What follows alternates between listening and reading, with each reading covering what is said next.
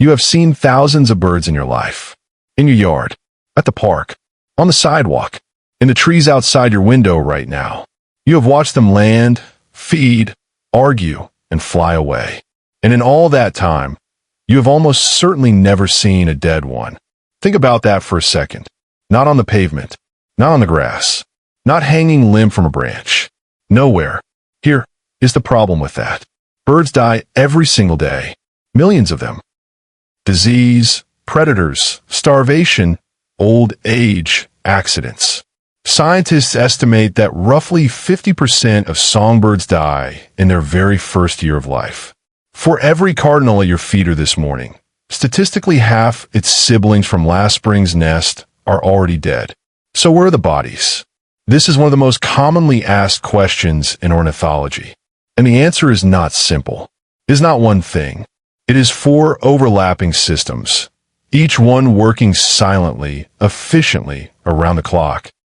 To erase the evidence before you ever get a chance to find it. Stay with me, because what you are about to learn will change the way you see every bird you encounter for the rest of your life. Dying birds hide themselves. The first reason you never see dead birds is the most counterintuitive. The birds themselves make sure of it. When a bird becomes sick, injured, or begins declining from age or disease, its behavior shifts in very specific and well-documented ways. Research on avian illness, from West Nile virus to avian influenza, consistently shows the same pattern. Sick birds become lethargic, slow to respond, and increasingly disoriented. Their reaction times drop. Their flight becomes labored. And, crucially, they stop doing the thing that defines a healthy bird, operating in the open. A healthy bird spends most of its time in exposed or semi-exposed environments because that is where it can see threats coming and escape before they arrive. Speed and visibility are its primary survival tools. But the moment a bird's ability to fly quickly or react sharply begins to fail, those tools are gone. And the bird's instincts know it. What happens next is not a conscious decision. It is a deep-wired threat response that kicks in the moment the bird becomes compromised. It retreats. It moves toward the densest, most concealing cover it can find. Thick underbrush, the dark interior of a shrub, tall grass at the base of a fence, the tangled root system of an overgrown hedge, places a predator cannot easily see into. Places where a weakened bird has its best chance of surviving just a little longer. Here is the cruel irony of that strategy. The place a dying bird retreats to for protection from predators is the exact same place its body will be concealed after death. It hides to survive, and in doing so, it hides the evidence of its dying. This is why you almost never find dead birds in the open. Because birds almost never die in the open. They die in the places you don't look. The base of the bushes you walk past without a second glance. The dense ground cover you never push aside.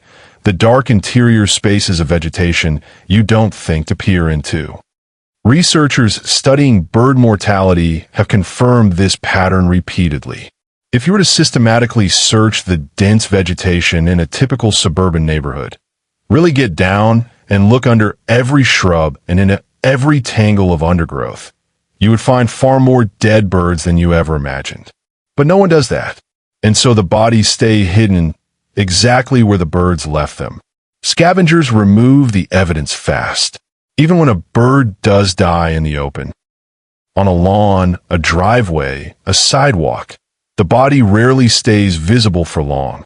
This is the second layer of the disappearing act, and the speed of it is genuinely startling. Studies on scavenger efficiency in urban and suburban environments have measured how long a small bird carcass remains visible in areas with active scavenger populations. The average window is between 30 minutes and 4 hours. That is it. In many cases, significantly less. This timeline shifts even further when you factor in timing. Many sick birds die at night. Their compromised metabolism can no longer maintain body temperature once temperatures drop, and they fade in the dark hours when no one is watching. By the time you step outside the next morning, the carcass is already gone, removed hours before dawn. The scavengers doing this work are not what most people picture. You're not thinking about vultures. You're thinking about animals that live alongside you every single day without you registering them as the efficient cleanup crew they actually are. Ants, beetles, and flies reach a carcass within minutes in warm weather. Under the right conditions, insect activity alone can strip the soft tissue from a small bird within hours. But the faster removal comes from vertebrate scavengers that most people never think of in this context. Domestic and feral cats are among the most efficient removers of bird carcasses in suburban and urban areas. Cats patrol territories regularly and at night. A cat moving through a neighborhood at 3 a.m. that finds a dead bird on a lawn will take it. You wake up and the lawn is empty. You never knew the bird was there. Raccoons, opossums, skunks, and foxes, all increasingly common in suburban and urban environments, are opportunistic scavengers that will take a carcass in any condition. Crows and ravens, which are highly intelligent and constantly scanning their territories, will take dead birds. Blue jays will scavenge. Even squirrels, particularly in winter when protein is scarce, will consume bird carcasses. The efficiency of this network is so high that researchers studying bird mortality often check study sites multiple times a day just to document deaths before the evidence is removed. The system does not wait. It processes and erases continuously, around the clock, faster than most people would ever believe. Predation leaves no body to find. There's a third reason dead birds are invisible, and this one operates differently from the others. In a significant proportion of bird deaths, there is no body to find because predation consumes the evidence before it ever reaches the ground. Predation is one of the leading causes of death in wild birds. And predation, by its nature, does not leave a visible carcass in a location you would encounter. The predator takes the bird, carries it elsewhere, consumes it, and the site of the kill is left with almost nothing. Think about what that actually looks like. A sharp-shinned hawk intercepts a chickadee in mid-flight. There is no crash landing, no feathered corpse settling onto the grass.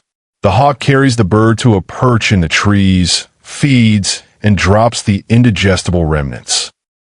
Small bones, a tuft of feathers, somewhere far from where you walk. You are never close to the kill site. You will never find the remains. A Cooper's hawk takes a mourning dove at your backyard feeder. You might look up just in time to see an explosion of feathers scattering across the lawn. By the time you go outside to investigate, the hawk is gone. The dove is gone. What remains is a loose handful of feathers, and within an hour, those blow away or are gathered by other birds for nesting material. The entire event vanishes. Owls are perhaps the most invisible predators of all. A great horned owl or a screech owl hunting at night takes sleeping birds directly from their roosting spots. The kill happens in complete darkness. The owl consumes the bird whole or in large portions, then regurgitates a compact pellet containing bones and feathers hours later, often miles from where hunted. You never see the predation happen. You never find the bird. The only trace is a pellet under a distant tree, and unless you know what you're looking at, you step over it without a second thought. Mammalian predators, cats, foxes, weasels, operate the same way. They take the bird, they move, they feed elsewhere. The kill site is cleaned by the predator's own behavior. For every bird that dies this way, there's nothing to find.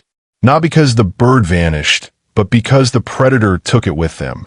Do birds know about death? So far, we have explained where the bodies go. But there is a final dimension to this story, a stranger and more uncomfortable one, about whether birds themselves have any awareness of death at all. For a long time, the assumption in ornithology was that birds simply do not, that they lack the cognitive architecture required to understand mortality as a concept. But research over the past 15 years has started to seriously challenge that assumption. particularly when it comes to corvids, crows, ravens, jays, and magpies. In 2015, researchers at the University of Washington documented something unexpected. When crows encountered a dead crow, they did not ignore it. They gathered. Multiple crows, sometimes dozens, would arrive at the location of a dead crow and engage in what researchers called mobbing behavior. They called loudly. They circled the body. They landed nearby and remained for extended periods, sometimes 15 to 20 minutes or longer. But what happened afterward was even more striking. Crows that had participated in these gatherings later avoided that location for weeks. Even when the area was part of their regular territory, even when food was available there, they stayed away. The death had marked the location as dangerous in their memory. They had learned something from it. They had updated their behavior because of it. Magpies have been observed bringing grass to cover the bodies of dead magpies, a behavior with no clear survival function that, to any human observer, resembles something very close to burial. Western scrub jays stop caching food and increase alarm calling when a dead jay is nearby, behaviors that suggest social communication about the death and heightened vigilance in response to it. Researchers are careful about the language they use here. Words like grief, funeral, and ritual carry human emotional weight that may not accurately describe what corvids experience. But what is not in question is that these birds are doing something. They are not ignoring death. They are responding to it in ways that are consistent, repeatable, socially coordinated, and behaviorally complex. The next time you walk through your yard and notice, without quite noticing, that you never see dead birds, you will know why. They are hiding in places you don't look. They are being removed before you wake up. They are being carried away by the things that hunted them. And for some of them, the most intelligent among them, they are being remembered,